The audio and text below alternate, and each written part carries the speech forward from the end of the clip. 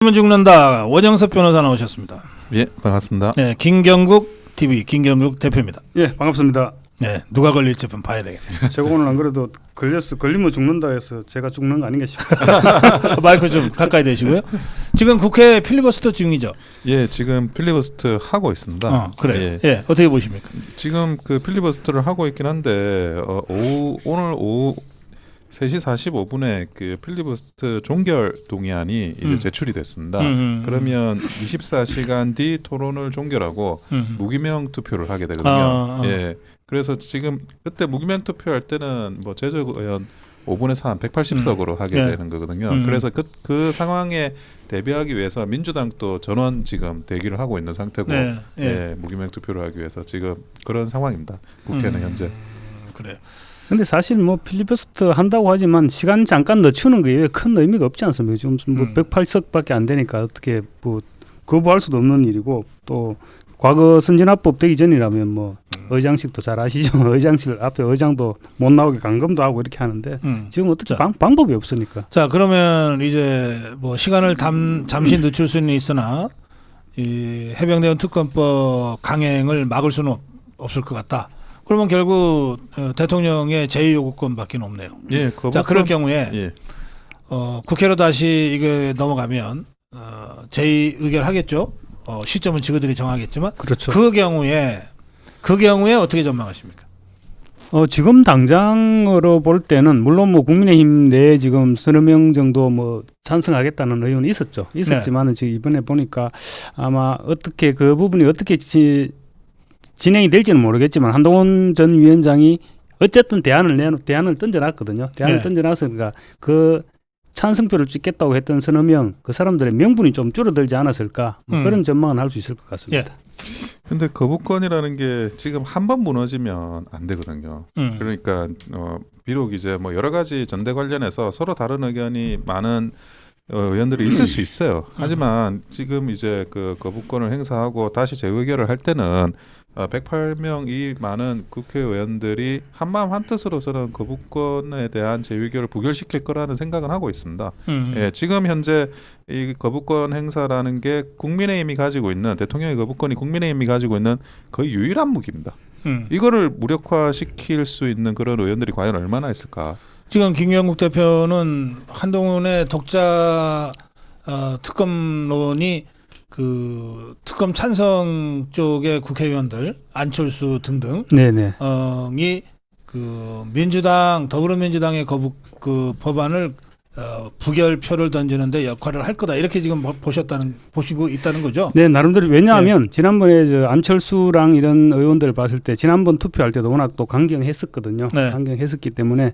그런데 이번 경우에는 자기들도 조직원이기 때문에 찝찝함은 있었을 겁니다. 찝찝함은 있었기 때문에 그런 제안이 내놨기 때문에 아마 적지 않게 영향은 있을 것 같습니다. 네, 그렇게 보십니까?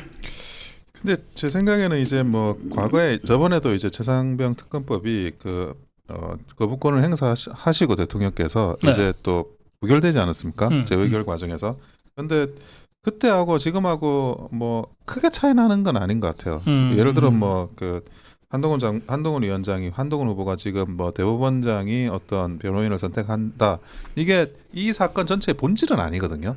그러니까 그거에 대해서 뭐 토론을 해가지고 그 전에 있던 거부권 정국하고 다른 정국을 만들어낸다라는 거는 저는 가능성이 굉장히 낮다고 지금 생각을 하고 있습니다. 똑같이 이제 거부권 행사가 그 효과를 발휘해서 재의결이 되기는 굉장히 어려운 상황이다. 저는 그렇게 봅니다. 그러니까 알겠습니다. 약간의 뭐 입장 차이는 느껴집니다만 결론은 똑같은 거죠. 결론은 똑같은 거죠. 자, 그건 그렇고요.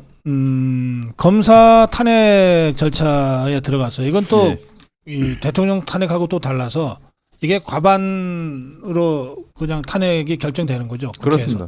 그러면 그 순간 검사 직무정지. 그렇습니다. 방통위원장도 과반으로 탄핵이 되니까 직무정지. 그래서 이제 김홍일 방통위원장은 먼저 사퇴를 했고, 지금 검사들은 뭐 사퇴할 수도 없죠. 지금 이제 그 검사들이 4명이잖아요. 박상용, 엄희준, 김영철, 강백신 이분들이 그 대장동, 백현동 수사하신 분들 그리고 쌍방울 불법 대북 송금 수사하신 분들이세요. 이 네 분들에 대해서 지금 그 탄핵을 하는데 뭐 사유는 뭐 제대로 된 사유도 아니지만 어쨌든 탄핵 소추를 하는 이유는 이분들의 직무를 지금 정지시키겠다는 거거든요. 근데 어떤 게 있냐 그러면 예를 들어 그 강백신 검사만 하더라도 그 조국 수사를 하면서 공판에 들어가서 공판도 같이 했었습니다. 재판할 때 공소유지를 했어요. 그리고 그 수사 공판 검사와 수사 검사가 다르다고 하더라도 공판 검사가 수사 검사한테 수시로 업무를 공유하면서 체크를 하거든요. 그래서 수사 검사의 의견을 굉장히 많이 이렇게 반영을 합니다. 그래야 되겠죠. 네, 실제로 수사한 사람은 수사 검사니까. 그러면 이게 직무정지되면은 그런 조언도 못 하는 거예요? 그 업무가 정지가 되죠, 사실은. 그렇죠. 그러니까 공적인 전화를 하면은 그게 이제 직무정지에 그 위배되는 거가 되는 거니까. 뭐 출근도 하지 않고 이제 집에 그냥 집거하는 그런 상황이 발생하니까요. 그래서 그 수사 검사와 공판 검사의 공조가 무너지는 거예요. 근데 다시 한 번 더 말씀드리면 만약에 그러면 또 다른 그 검사가 뭐 열심히 하겠다 해가지고 또 이 강백신 검사 예를 이제 강백신으로 들게요. 강백신 검사 말고 이제 다른 검사가 들어와서 좀 뭐 하다가 또 탄핵 소추로 하면 그럼 또 인사를 해서 다시 또 재배치해야 되잖아요. 그러니까 인사 재배치 공판 검사 수사 검사의 공조 이거를 다 무너뜨리는 거예요. 저거 사악한 거구나. 사악하고 일종의 이제 재판 지연, 수사 지연 그런 효과입니다. 재판을 아예 안 받겠다는 얘기네, 그죠? 예. 근데 이제 저도 오늘은 그나마 다행스럽게 생각했는 게 어제까지만 그리고 오늘 오전까지만 해도 검찰에서 그렇게 이제 강경하게 대응하는 것 같지는 않았는데 아까 뉴스를 보니까 현직 검사 그러니까 이제 이원석 총장의 발언 요지가 이제 검사의 프레스에 올라가고 난 뒤에 현직 검사장 포함해서 한 6명 정도가 뭐 댓글이라나 뭐 반응을 달았더라고요. 반응을 달았는데 굉장히 강경한 반응들이 많더라고요. 이창수 지검장부터 해가지고 저 수원지검의 김유철 지검장 뭐 이런 분들이 다른 글 댓글을 올리는 거 보니까 도저히 이대로 우리가 넘어갈 수는 없다. 이제 정말로 철저하게가 제대로 하자 이런 글을 올려놨더라고요. 그래서 그나마 좀 다행스럽다 이런 생각을 좀 해봤습니다. 그래서 제가 볼 때는 이 사건들이 어떤 사건이냐면 이재명 대표에 대한 사건이잖아요. 근데 검사들이 뭐 지금 뭐 기조도 약간 변해가지고 다른 사건도 뭐 그전에 이정근 게이트 관련해가지고 있던 그 복합물류센터 그 사건도 지금 재수사 들어가고 있고 다른 사건이 재수사되고 있는데 거기에서 이제 뭐 검사들이 뭐 이런 꼴을 당하면 더 열심히 수사할 것 같아요. 근데 문제는 이제 이재명 대표 입장에서는 그건 모르겠고 일단 내 수사는 계속 탄핵 소추해가지고 그 재판이나 수사를 마비시키겠다라는 그런 생각인 나만 거고. 살면 돼. 그분은 원래 일단 자기부터 살고. 지금 이제 수원지검에서도 아직 불법 송금이나 뭐 법화 이런 수사를 하고 있다. 그리고 또 저 정자동 호텔도 수원지검 성남지청이니까 수원지검 관할 되는 거 맞죠? 김유철 아까 지검장하고 그다음에 안병수 차장 안병수인가? 하여튼 이분들이 글을 올려놓은 거 보니까 모든 그러니까 물극필반 모든 사물은 극에 달하면 반드시 돌아온다. 그러니까 언젠가는 돌아온다 이런 식으로 수사 각오를 다졌더라고요. 그래 그때까지 우리가 묵묵히 우리가 해야 할 일을 하겠다. 이재명이 들으면 좀 뜨끔한 그런 얘기를 했더라고요. 근데 뭐 제가 생각하면 지난 2년 동안 그렇게 열심히 수사했으면 이재명도 털고 뭐 털 거 다 털었으면 이런 일이 발생하진 않았을 것 같습니다. 그 이원석이가 뭐 뒤늦게 뭐 입장문 발표 안 하고 그걸로 면피되는 겁니까? 그건 면피되는 게 그러니까 아니라 이제 이번에 남은 수사라도 해서 이제 구속영장을 청구하고 해야죠. 아니 저는 뭐 개인적으로는 결기를 보여서 사직서를 내는 게 저는 그게 맞지 않나 하는 생각이 들어요. 검찰 조직을 보호하기 위해서 검찰 조직을 내가 몸을 던지겠다. 위신이라든지 이런 걸 좀 지키고 이러면 나는 안 되라고 하면서 뭐 사표도 던지고 뭐로 이거 퍼포먼스가 필요한데 그렇지. 자리는 지키고 말은 몇 마디 하고 뭐 선문답처럼 멋진 이야기 몇 마디 하고 항상 그게 반복이 돼요. 아니 자기 부하들이 지금 수사하다가 탄핵당했는데 총장이 무슨 말 몇 마디 하는 걸로 이게 면피가 됩니까? 그렇죠. 그래서 저는 나부터 죽여라 이러고서 아니, 달려들어야죠. 어. 그러니까 나부터 죽이라고 달려들어야지. 그런 것들을 뭐 이런 식으로 좀 무르게 대처를 하는 건데 아니 그 민주당이 볼 때는 자기 뭐 임기 지킬 생각밖에 없는 검찰총장이다. 저는 그렇게 생각할 것 같아요. 예. 그래, 그래 박찬대가 오늘 그런 얘기 했다 아닙니까? 정말 물러 터진 사람이 뭐 자기들 탄핵하니까 진짜 뭐 하는 것처럼 한다면서 박찬대가 그런 모욕을 줬더라고요. 물러 터진 건 잘 안 하보네. 이 존재감 없는 검찰총장이 꼭 검사 탄핵이 있을 때만 목소리를 낸다 이런 식으로 욕을 했더라고요. 예, 저 정도로 조롱을 받으면서 그 자리에 앉아 있는 게 뭔 의미가 있을까요? 뭐 연필 깎는 일이 그렇게 많나? 요즘은 깎지도 않을 건데 파란 연필만 깎는다던데. 아니 그래서 지금 본인이 내세워야 될 결기나 결단 그런 것들이 뭔지를 이원석 총장이 아주 깊이 생각하셨으면 좋겠습니다. 네, 그 시간 때문에 네. 마지막 주제로 가야 되겠습니다. 네. 조금 전에 우리 저 이상규 최고위원 후보하고 네. 총선 백서 문제를 좀 다뤘는데요. 예. 이거 저 공개를 해야 되는 거 아닌가요? 아니 총선 백서가 공개돼야 되지 않아야 한다고 주장하는 후보가 과연 이 그 국민의힘 후보로서 자격이 있는지, 당대표 후보로서 자격이 있는지, 최고위원 후보로서 자격이 있는지를 모르겠습니다. 아니 그 본인이 내용을 가지고 그때 가가지고 그게 아니라고 또 비판할 사람 비판하면 되잖아요. 또 반론하고. 그럼 내용도 모르고 지금 그 당원들은 도대체 총선 때 일어났던 일이 뭔지를 아무도 몰라요 지금. 그냥 흘러나오는 이야기 정보만 가지고 이야기를 하는데, 그래서는 뭐 당원들이 당의 주인인데 당의 주인은 당이 어떻게 돌아갔는지 전혀 모르고. 근데 그게 그 전에 뭐 한동훈 위원장과 홍영림 여의도 연구원장 사이에 여론조사 결과 발표 안 했다 그러는데 그거하고 똑같은 겁니다. 당원들한테 정보를 주지 않고 당협 위원장들한테 또 정보를 주지 않는 거예요. 이런 식으로 당을 운영한다는 게 과연 정말 정상적이고 민주적인 정당인지 저는 이해가 되지는 않습니다. 아니 저도 그런 얘기를 그 후보 몇 사람한테 들었는데, 선거 기간 내내 그 지역 관련 조사가 진행됐다는 얘기는 들었는데 조사가 막상 온 건 없다 이러더라고요. 그러면 아니, 후보들한테 안 줄 거 뭐하러 조사를 해요? 그러니까.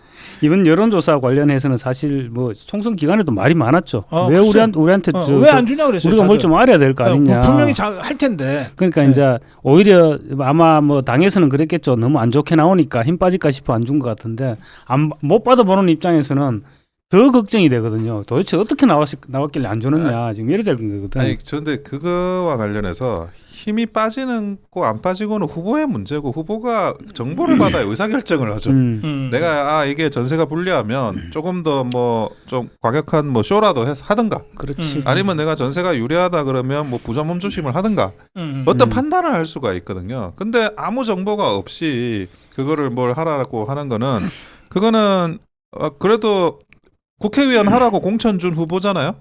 그런 사람들한테도 정보를 안 주는데 지금 그 누구하고 정보를 공유하고 누구하고 대화하고 누구하고 소통한다는지 모르겠어요. 이게 옛날에 말이죠. 뭐 언제에 누구라고 제가 말씀 안 드리겠습니다만은 동단위 조사까지 합니다. 당에서.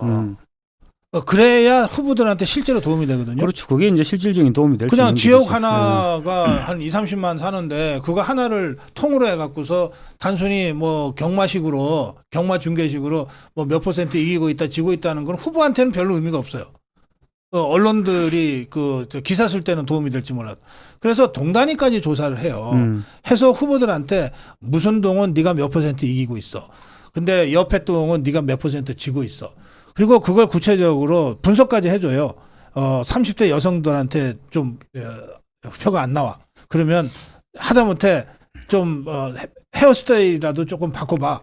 이 정도까지 당에서 해주거든요. 원래 그런 거 잘했는데가 여의도 연구원이거든요. 그렇지. 예. 요즘 뭐 거기까지는 뭐 기대를 안 하더라도 그렇잖아요. 그러니까 이게 총선에서 참패를 했는데 왜 졌는지도 모르고 지금 전대로 간다는 게 말이 되냐 말이에요. 예를 들어서 지금 그런 예를 하나 지금 들고 있는 거죠. 예, 근데 우리가 21대 총선을 한번 복기를 해보면 그때 그 민주당은 빅데이터를 활용해 가지고 어느 시장 어느 골목에서 유세를 하면 된다까지 추출해낸 거예요. 아 그렇죠. 예. 네, 그때 그것까지 해가지고 아니 그 민주당 후보는 자기가 몇 날 며칠에 어디 가가지고 하면 사람들이 몰려 있어서 항상 신기했다는 거예요. 그 4년 전 총선 후에 그런 네. 얘기들이 많이 나와서 왜 네. 우리는 못하냐? 아니 우리는 왜 못하냐? 그러니까 자.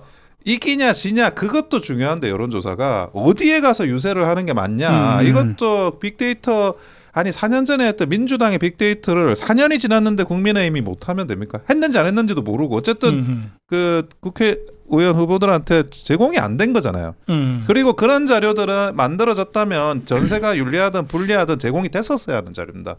그리고 그런데도 그런 내용들에 대한 뭐 안 받았으니까 모르는 거고. 그러니까 조사를 했는지도 몰라요. 전반적인 그 총선의 여러 가지 문제점들을 진단해서 네. 이후에 이걸 좀 극복하자고 제안을 하는 게 백서 아니에요. 그렇죠. 이걸 왜 공개를 안 하고 있습니까 도대체? 아니 그거 어떻게 생각하세요? 근데 사실은 총선 백서를 언제 공개하느냐 저는 뭐 그 포인트는 그렇게 중요하다고 생각 안 합니다. 지금 당장 공개해야 되느냐 전당대 이후에 공개해야 되느냐 그 포인트는 뭐 그게 왜 중요하지 않죠? 근데 이제 지금은 총선 대비하는 기간은 아직까지 남아 있다 아닙니까? 근데 제 말씀은 이 과정을 가지고 지금 이 전당대회 전에 할 것인지 후에 할 것인지 이 부분은 저는 이미 당원들은 판단이 사실 다 한동훈 위원장 본인도 자기한테 책임이 100% 있다 그랬습니다. 그럼 누구한테 책임이 있는지는 이미 당원들 머릿속에 각인이 돼 있거든요. 각인이 돼 있기 때문에 한동훈 7, 뭐 윤석열 2, 뭐 개인 1, 뭐 이런 식으로 돼 있다. 하여튼 각인이 되어 있을 거거든요. 근데 지금 이거를 공개해 가지고 하면 오히려 더 분란이 일지 않을까. 저는 그런 생각을 해봅니다. 더 이상 어떻게 분란이? 아니, 그러니까 뭘 걱정하는지 제가 모르겠어요. 아니 그거는 저는 그렇습니다. 백서는 완성되면 공개돼야 되는 게 당연한 거고 완성되면 공개하기 위해서 만든 게 백서인데 그리고 문제점을 짚으려고 하는 게 백서고 그 문제점과 관련해서 원인 제공자들 사이에 가타부타 말은 있을 수 있다는 걸 그런 것까지도 감수하고 만드는 게 백서잖아요. 그러면 만들었으면 오픈을 해야지 공개를 해야지 늦출 이유는 존재하지 않아요.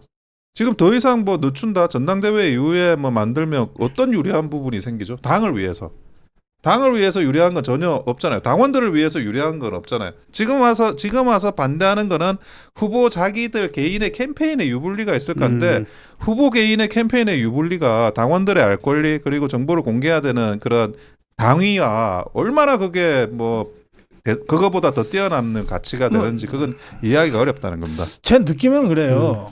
이거 감출 수가 없다. 그러니까 공개를 안 할 수가 없다. 이미 그 사실상 공개가 지금 진행되고 있는 중이에요. 아까 이상규 후보가 나와서 사실 그 백서위원으로서 자기가 경험한 얘기를 비밀 서약 그것도 없대요. 예. 그러니까 얘기해도 되는 거예요. 근데 제가 뭐 내용에 대해서 꼬치꼬치 묻고 싶지가 않아서 그리고 가급적이면은 당의 공식적 결정에 따라서 공개되는 것이 맞겠다 싶어서 제가 그 질문을 굉장히 자제했어요. 그렇지만 이미 언론에서 이런 내용이 있다더라 저런 내용이 있다더라 보도가 되기 시작했잖아요. 그럼 언론의 취재는 어떻게 막을 거예요? 그러면 이게 굉장히 그 왜곡된 형태로 공개될 수도 있습니다. 이게 공개는 아닌데 사실상 내용은 알려지는. 그러면 그걸 갖고 공방을 벌이는 게 훨씬 더 비생산적이잖아요. 아니, 그러니까 이런 상황까지 왔는데도 여전히 공개하면 안 된다. 누구한테 불리하다, 유리하다, 편파적이다. 아니, 최고위원 나간 사람이 그런 얘기는 하고 있으니 이게 도대체 우리 당원들한테 이게 납득이 되겠느냐 이 말씀이에요. 아니 그리고 누구한테 불공정하다, 편파적이다라고 이야기를 하면 백서위원회에 있는 사람들이 뭘 했다는 건가요? 그분들이 어떤 의도를 가지고 왜곡되게 만들었나요?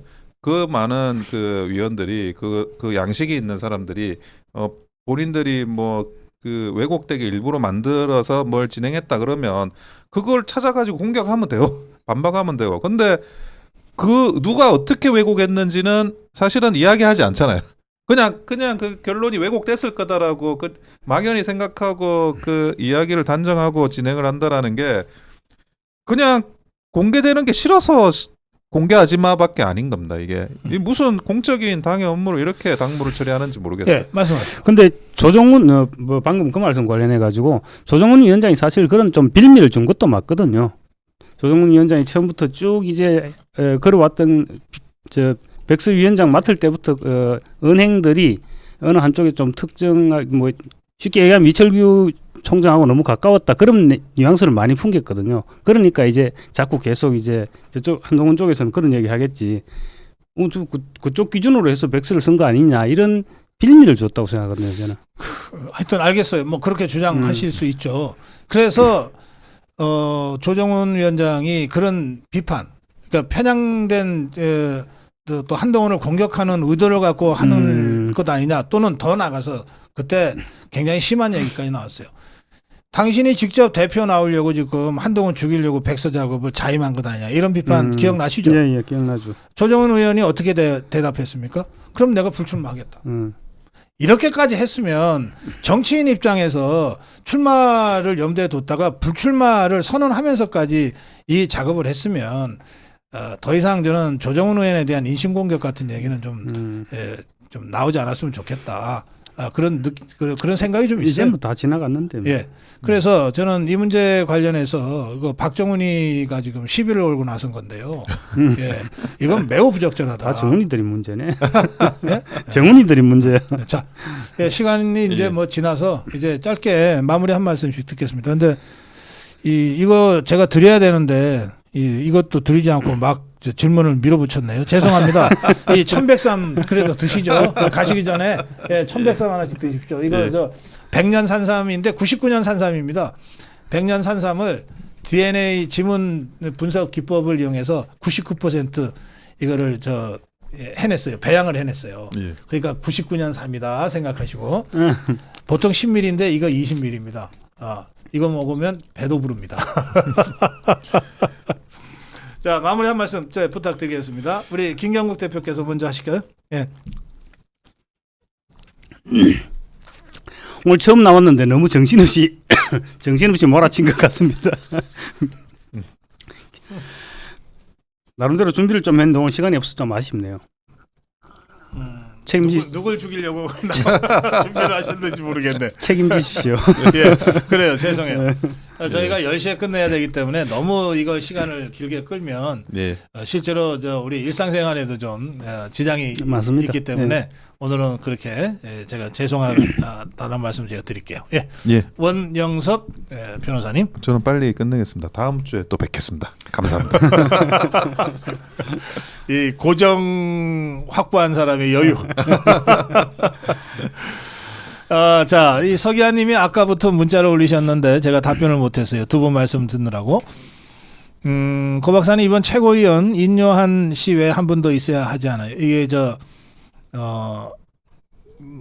러닝메이트 얘기하는 겁니다. 한동훈은 장동혁과 박정훈 그리고 청년의 진종호 이렇게 러닝메이트를 구축했어요. 근데 이제 원희룡 인요한만 구축돼 있고 청년의 박진호만 구축돼 있거든요. 그러니까 청년에 한 명을 더 해야 되지 않냐 이런 제안이세요. 최고위원회. 그래서 두 사람이 있습니다. 한 사람은 김재원이고 한 사람은 김민전입니다. 그런데 지금 여성은 무조건 한 사람 들어가게 돼 있죠. 그렇습니다. 그러니까 지금 최고위원 후보 중에는 여성이 김민전 후보 한 명뿐입니다. 그래서 김민전 후보는 어떻게든 들어갈 거니까 김재원 최고위원 후보를 여러분들이 사실상의 러닝메이트라고 생각하시고 그렇게 선택하셔도 크게 지장이 없을 거다 그런 생각이 드는데 조금 전에 나온 이상규 후보가 영 눈에 걸리네. 그러니까 아직 너무 초심자가 돼가지고 도와주세요를 여러 번 하셨는데 아까 살려주세요까지 했나?